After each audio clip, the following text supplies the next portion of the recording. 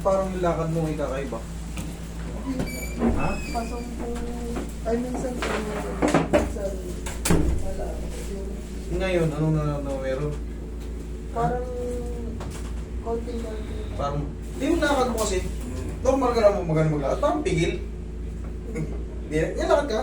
Ano napansin ko? Yan lakad ka. Lakad ka na. Ayan o.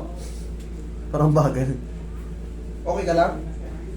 Oh. Pero nung nagpa-schedule po siya, hindi po talaga niya nalalakad. Kaya nga mayroon pang na ano. May time po na minsan to. Nakikita mo yung lakad niya? Parang maigsi yung siyang paa. Yung sabi, parang sciatica. Yes, yun yung nararamdaman mo. Parang Ganun. may naipit daw. Nakalimutan ko yung x-ray ko dun sa kanina sa bus station. Pero Taga Pampanga po. normal Hindi naman daw. mo, dapat yung mga files nyo, picturean nyo kasi yung pag nabasa, minsan lumalabo na yung image nyo, no? Picturean nyo, pater. Para at least, yung mga files nyo nasa phone nyo na. Tingnan ko, meron ka ba? Pero meron po mga ano. Kakagaling nga MRI. Baka akala nyo pag sinabi ng doktor, baka wala kayong knowledge sa ano lang, o magpa-MRI ka. Baka akala nyo magagaling ka rin. Hindi. Para lang mas malalim yung pagsusuri, makita yung mga damage pa. Kasi pag sa x-ray lang, bone structure lang, makikita kung may dislocate o may fracture. Hindi na dinidetalye minsan. May yung iba, pag nakita talagang wala sa form yun, no, binibigyan ng interpretasyon. Pero sa ano kasi, MRI, lahat dyan, sisipatin niya. Pati Nakaano na po na sa MRI, kaso biglang nasira po yung machine. nakasalang lang sa MRI. Opo. Parang capsule yun ng... Papasok daw po sa machine. Nag-umpisa po ulit siya, nagsumumpong ulit ako nung December, mga bago magpasko. Hanggang last week po. Sumumpong siya. Ngayon lang po. Hindi ka makala... Anong pakiramdam mo nung sumusumpong siya? Pag po may position po, di siya masakit. May posisyong masakit. Opo. Tapos ito po, hindi po talaga ito may pag in-straight ko parang nakahata rin. Yun yung napapansin ko sa'yo. Parang, nakakalakad ka kaso parang may gewang. Sige, kaya naman natin yan. Kubalin mo yung shoes mo. Ano ba nangyari sa'yo before? Nasimplang ka ba sa motor? Nalaglag ka? Nagbuhat ka? Wala kang opera? Wala po. Hindi, Pangalawang wala. sumpong po niya matagal na yun. Hindi, paano siya nagsimula? I mean, Paano kailan sumakit? Sa work daw po kasi nabubuhat, mekaniko po kasi. Dati, Nakakonect sa OJT po siguro. Oh, yun siguro. Pero wala kang maalala na nadulas ka sa hagdan, sa banyo, wala kang meron, wala kang yung insidente. Nabubuhat memory na. Minsan po kasi nagbubuhat yung baby ko namin sa Mabigat kasi baby. Okay. At least alam ko na. Wala kang maalala ng mga disgrasya, mas maganda. Pag yung mga natural cause lang, mga buhat-buhat na ano, mas madali. Okay? Yan ang ibig ko sabihin kasi pinipilit, pasensya na kayo kung malalim ako magtanong kung ba paulit-ulit. Kasi yung iba, meron palang saga, sinagasaan pala ng tricycle, pumailalim pala sa tricycle. Kung kailan bibirahin na, ay sandali po, meron po pala akong fracture dito nung nakaraan. Yun. Yung iba kasi na, minsan, hindi naman sa ano, nakakalimutan siguro. Nakailang hilot na rin po matatanggal, tas isang oras lang babalik na. Isang oras lang, o di gawin natin 72 hours. Hindi, joke lang. Tanggalin na natin yan. Relax lang. Sundan mo lang yung ituturo ko sa'yo, ha? Kasi, yung ganyan kasi, nakikitaan na kita ng naging severe ka eh. Kumbaga, nagmula ka sa severe eh. Ngayon, medyo, sabihin na natin naka-recover kayo kasi kahit pa paano may mga medicine kayo tinitake. Yung kasing mga medicine na yan, wala akong ano talaga siya. Papasahin ko lang pero hindi ako pwede magbigay ng tayo ka. Dati po, Ano po? natanggal na po, then tas bumalik lang. As in totally wala. Hindi po kasi natin naiintindihan yung mga bagay-bagay na nangyayari sa atin eh. Kasi, higa kang patigilid. Kasi wala talaga tayong knowledge about yan sa mga compression. Ngayon, bibigyan ko kayo ng kaalaman sa ganyan. Gaya ng sabi mo, gaya ng sabi ni Sir, nawala na totally. Pero siyempre, may baby kayo eh. Nagbubuhat ka. Ngayon, meron kang disc na dati, kaya sumakit, meron kang disc na nasira, pumutok. Hindi mo alam kasi hindi nga natuloy yung MRI. Sige ma'am, ayusin niyo yung video para makuha niyo lahat ng ano sinasabi ko, ma-video niyo muna maayos. Wala pong bawal dito. Ang bawal lang dito, yung makakabanggit kayo na ano, yun lang i-edit natin. Pero yung mga open kayo sa... Ano nangyayari kasi sa disc natin before, siyempre, nasira. Sakit. Idol niya daw. Ngayon, siyempre, naka-recover. Bakit sinabi mo, bumabalik po eh. Isang oras na bumabalik po. Sa hilot. Ang nangyayari kasi sa inyo, hindi kayo napapaliwanagan. Huwag muna kayong magbuhat ng mabigat. Baka yung baby nyo, siyempre, kinukuha nyo ng gano'n, nangangawit kayo. Pagka under treatment kayo, kahit pa paano, i-relax nyo muna yung katawan nyo. Kung talagang galing kayo sa severe, lalo yung hindi kayo makalakad na halos. Siyempre, kailangan pa Yung makarin. konting bend lang po, di kaya. O, kita mo, galing ka sa severe, konting gano'n. Sa drive, di ba lang? Pag po nagda-drive ako Pag long drive, hindi ka kayanin. Bakit? Kasi tumitining yung balakang natin. tumatayo po. Relax lang. Tumatayo po siya, Huwag mo na labanan. mag-stretching muna siya sa daan. Habang tumatagal kasi, yung shock absorber natin o yung mga disc natin, napipirat, lalo kung long drive. Ang mahirap pa yan, masalang ka sa traffic. Diyos mo. Pag po manual po yung Sabi na, drive ko, di ko kinakaya. Pag automatic po kasi to, pag po nag-i-straight po to, ay pag pinupulas ako po sa kalat. Nagrarajit yung Dito po yung ang sakit po.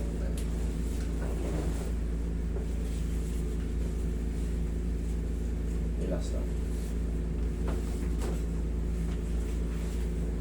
Pero ngayon, kahit dump truck ang drive mo, kaya mo na yan. Okay. Hindi na to pang isang oras. Pang mahabang oras na to. Pang habang panahon na to. So, tapa ka. Ang sa atin lang, siyempre, pag nagkaroon kayo ng ganito, katulad ni Sir, bata pa ni Sir, tandaan nyo, sisingilin pa kayo nito pagdating ng pag-edad na. Kasi nagkaroon na ng lamat eh. Pag-edad natin, sisingilin tayo nito. Believe it or not, ganun talaga. Kasi, yung mga disc mo, siyempre hindi natuloy yung MRI niya eh. Hindi natuloy eh. Hindi natin nakita kung meron yung tinatawag na L1, L2, L3, L4, L5, S1. Yan, meron yung mga ganyan. Titignan dyan kung ilan yung na-compress. Dahil hindi nga natuloy, i-consider ko na lang tong disc bulge lang. Disc bulge lang para pinaka-mild lang. Para wala rin kayo alalahanin. Pero yun talaga ang katawagan dyan. Mga disc compression, may mga desiccation, disc bulging, circumferential disc bulge. Ang pinakamas tindi yung disc herniation. Disc herniation, disc protrusion. Naku po, lintik ang kirot niyan, yung herniation. Grabe yan. Isusumpa mo kahit nakaupo ka. Hindi mo kakayanin yung nakaganito. Parang upo ka, parang gusto mo lagi. Parang gusto mo lagi nakaganito. Parang nakalaya. Pero pag lumatag ka ng ganyan, di ka. Madalas po pagkagising niya, bigla lang hindi makalakad. Pag Correct. matagal po yung pagkagising. Tama yun, kasi sakit Parang may mga ganong-ganong tagpo, sumasakit, pa-adjust nyo. Okay? Ganun lang yun. Kasi sign na yan na, no? Sign na yan na suddenly biglang maglalak. Okay? Papunta na po.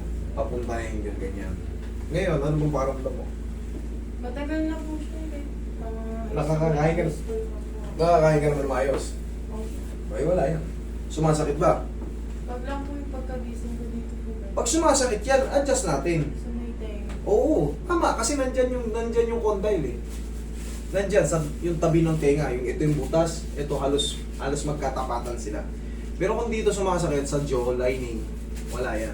Ngipin yan. Pag medyo tumaas na ng konti, dito, baka meron kayong impacted tooth, yung tinatawag na impacted tooth. Medyo masakit din kasi eh.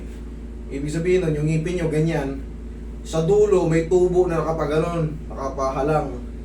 Ngayon, habang lumalaki yun, tinutulak nyo yung mga ibang ngipin nyo na nakaform, na sa nakapadiretso, yung isa naman nakapahiga ang tubo.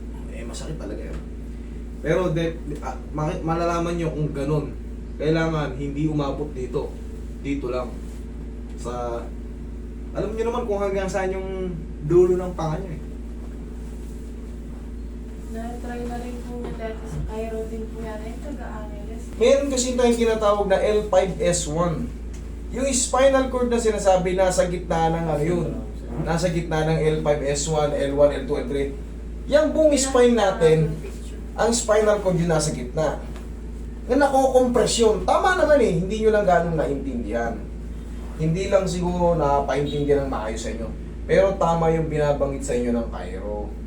Hindi nyo lang ganun na-gets. Sinasabi sa inyo sa spinal cord. Tapos banda sa may puwetan, yung sa may sa tailbone banda sa... Ang ibig sabihin nun, doon kayo tinamaan sa pinakababang baba. Sa L5S1, yung ibig sabihin nun. Okay. Mamaya, discuss ko pa. Hatakin ko lang to. Inhale. Exhale.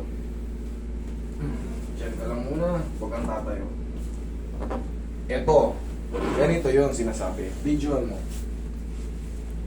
Ito yung artificial lang to. Pero almost actual na yan. Ito yung tailbone. Yan yung tawag na sacral iliac. Ngayon, ano yung spinal cord? Yung nasa loob. Yung direct to the brain. Yan ang spinal cord or nerve root or root nerve. Ngayon, sinasabi sa kanya, dyan yung tama mo sa spine. Ito yung L5S1 na pinabanggit ko. Yung pinakahuli. Yan din yung ano mo. Kasi base sa nararamdaman mo, nagraradiate pa ganun. Yan yun. Pero more on L5S1. dito po talaga siya. Yes, tama. Ay, may sinasabi. Hindi yan nagsasabay. Hindi yan nagsasabay. Nagsasabay lang ng ngalay lang ng balakang. Pero yung sabay na ano, meron kang ibang ano, meron kang ibang condition. Maaring diabetic ka or mataas ang cholesterol mo pag nagsabay. Opo. Pero pag solo, sciatica ang tawag Hindi dyan. naman siya nagsasabay. Oh, yun. Tama yun. Ano lang yan? Sciatica. Minsan lang po, parang... Sabi niya po minsan lumilipat daw. Minsan po dito siya. Nangangalay lang yun dyan. Kasi nga, minsan, improper yung upo mo eh. Parang gusto mo may hinahanap ng posisyon. Kasi may sumasakit dito eh. That's normal. Mangangalay hanggang dito. Pero yung sabay na mamamanid yung Ay, kirot, hindi po. hindi mangyayari yun. Kasi bata ka pa. Minsan Okay. naman po, pag sobrang po ang hirap po kung tumayong yung Tama. ang tagal. Tama lang yun. Bakit kasi nakakalso pa. Pero ngayon, pag na-adjust yan, pag tama yung adjustment, mararamdaman mo yan kasi galing ka sa severe moment eh. Mararamdaman mo yan. May pain pa pero, mas maganda na to, kaya ko na. Kaysa naman nung nakaraan, di ako makatayo talaga. Ganun ang mararamdaman mo dyan. May pain pa siya pero Pero hindi siya talaga severe. Okay? Ano? Sige, naputol kita. Sorry. Pero ngayon po, ngayong Roy. kahapon tsaka ngayon po, as in, wala pong naramdaman. Pero nung nag-message po ako sa inyo, Meron. di po talaga ako gano'ng Yung lakad mo kasi ngayon, di ba namamansin mo, ano siya, oh? Parang maiksi yung sampa mo. Kaya Kanina yun. po, bago sumakay ng bus, hindi po. Tapos nung tagal namin sa bus, sumakit na naman. O yun nga eh. Sumakit kanina lang. O talagang Kanina po meron. naging... Tapos Sige. dito po, pag angat ko lang yung pag ganun. Parang maiksi. Yun ang pakaramdam Hindi niya. ko na po kaya. Ay, Ha? ayun. Ano? Ano? Ganito nga yan eh. Unti-unti nyo madidiscover yung mga bagay-bagay na hindi nyo nagagawa. O ngayon, katulad niya, nagulat ka pa. O, ha? Siyempre, na-adjust ko na eh. Na-adjust ko na. Pero, pag hindi yan na-adjust, Parang antigas po, hindi niya Ay, mataas. parang ang iksi ng Frozen native na mo. po. Parang Parang frozen. tapos pero siyempre, nagtataka kayo bakit bumabalik. Discompression po yan. Pag bubuhat kayo ng baby nyo, itulong mo tong legs. Huwag mong kukunin yung anak mo ng nakatagilid ka. Naku, ingatan nyo yan, lalo kung under treatment kayo, under therapy kayo, or nagpatete, or galing kayo sa lower back. Kahit hindi na kayo nagpapatherapy, galing kayo sa lower back, pakaingatan nyo yung pagbubuhat nyo. Kasi pag na-MRI kayo, dun madidiscuss yan. Malalaman kung ilan yung may tama. Hindi nyo na naintindihan yung Cairo, pero tama yung sinabi ng Cairo. Baka hindi lang diniscuss sa inyo one by one. Okay? Pero tama yun. Tagilid ka. Oo. Pagtatayo ang tukod mo yung siko mo, baba mo itong paa mo. Pero Baba buti mo. po hindi niya po na... Tukod mo yung siko mo. naalis Yan. yung sakit. Ganyan ang tama. Ha? Hindi niya po talaga totally maalis yung sakit. Mawala na yan. After Yung 3 Cairo po, yung last time. Ba't kaya... Ay, hindi ko po alam yung ginawa niya sa inyo. Ang nangyari, doon, lipat lang kayo. Okay? Kinakancel lang namin yung kanina, nabanggit mo yung lugar kasi kilala na yun, may followers yun. Pare-pares tayo mapagalitan. Kaya nga, kahit pa paano, yan ang ini-edit namin. Yung isa, Ano yung daddy mo tsaka mami mo? galing po, frozen shot. Di niya po, pag nagbibis po siya, Bubugbugin ko siya rito. Ano ano, pangalan ni mami yung daddy mo? Rosalie tsaka Joey. Sir Rosalie, ay Sir Joey at Rosalie, Ma'am Rosalie. Mabuhay kayo. Kung nasa man kayo, mag-iingat po kayo. God bless po sa inyo. Sana always healthy. Pag uwi nyo, alam naman na ng anak niyong place, magpasama kayo, bugbugin ko kayo dito. Okay, mag-iingat kayo dyan. Lakad ka, tignan ko nga. Lakad, oh. Yan ang lakad, mabilis. Kanina parang masakit yung isang itlog mo eh. Parang okay, oh, kita mo, naangat mo na. Ganun ka nga. Love, kutang yan. Oh, ayos na. Kutang yan. Oh, ayos. Yan ang tama. Hindi Hindi yung ko sa... po nang dalang, hanggang dito na, di ko na po kayang ito. Iba tayo eh. Magpasalamat tayo na ayos natin. Okay? Thank you. Ikaw din?